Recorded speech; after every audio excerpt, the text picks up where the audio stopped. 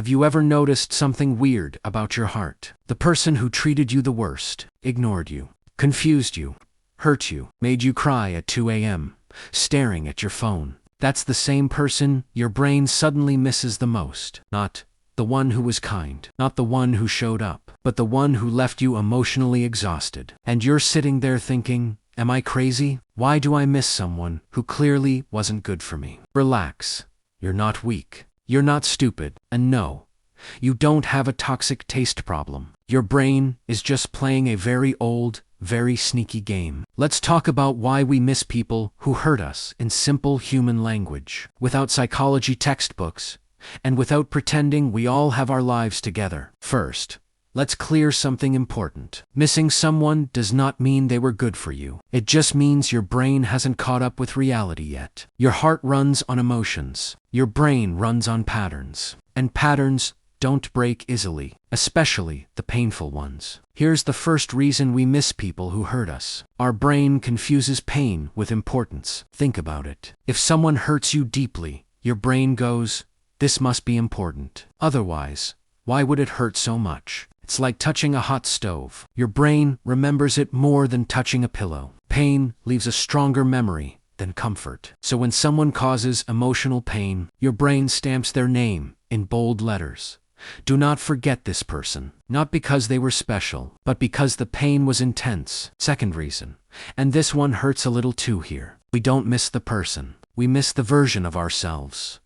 We were with them. Maybe you were hopeful, more emotional, more alive, more in love. Even if they treated you badly, you remember how you felt at the beginning. You miss the excitement, the late-night talks, the maybe this will work feeling. You're not missing them. You're missing the dream you had with them. And losing a dream hurts more than losing a person. Now, let's talk about something sneaky. Unfinished emotional business. Your brain hates unfinished stories. If someone clearly ends things with honesty and closure, it still hurts, but your brain slowly accepts it. But when someone disappears, ghosts you, pulls away without explanation, gives mixed signals, your brain goes into detective mode. Why did they change? What did I do wrong? What if I said something differently? And boom, now you're emotionally addicted to finding answers. You don't miss them. You miss closure. But closure is something we often have to give ourselves, not wait for them to hand over. Here's a funny but painfully real example. Imagine you order food. The waiter brings half your meal, then disappears. You're not even sure if the food was good or bad, but you'll think about that half meal all day. Now,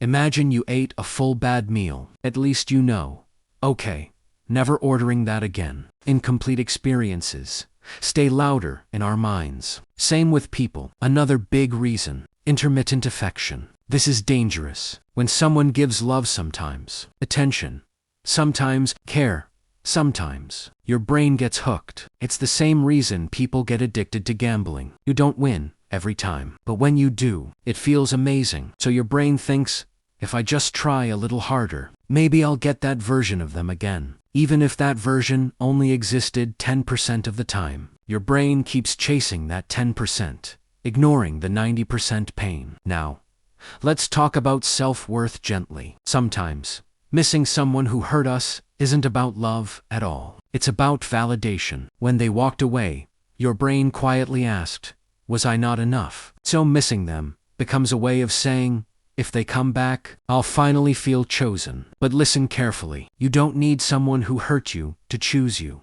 to prove your worth. Your worth didn't disappear just because they did. Here's another uncomfortable truth. Familiar pain feels safer than unfamiliar peace. Yes, read that again. Your brain prefers pain. It understands over peace it doesn't recognize yet. That's why people stay in toxic jobs, toxic friendships, toxic relationships. At least you know what to expect. Healthy love feels boring at first because your nervous system is used to chaos. So when the chaos leaves, your brain panics.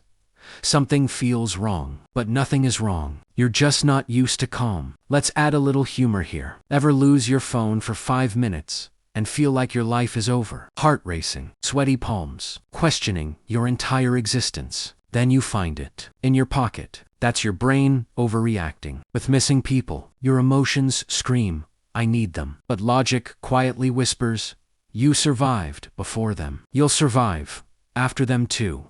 Another reason we miss them. We romanticize the past. Your brain is a terrible editor. It cuts out the fights, the anxiety, the tears, the disrespect, and replays the laughs, the hugs, the good moments. Your brain is basically making a highlight reel. But real life was the full movie, not just the best scenes. Don't fall in love with memories that no longer exist. Now here's the most important part. Missing someone doesn't mean you should go back. It just means you're human. Healing doesn't happen in a straight line. One day you feel strong. Next day, you see their name or hear a song, and suddenly you're emotional again. That doesn't mean you're failing. It means you're processing. So what do you do when you miss someone who hurt you? First, stop judging yourself. Missing them doesn't erase what they did. Second, remind yourself why it ended, not in anger, in honesty. Third, don't confuse loneliness with love. Sometimes you don't miss them. You just miss not feeling alone. And finally,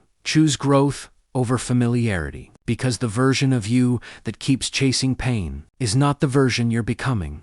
Let me leave you with this thought. If someone had to hurt you to leave your life, they were never meant to stay. And if you miss them, that's okay. Feel it.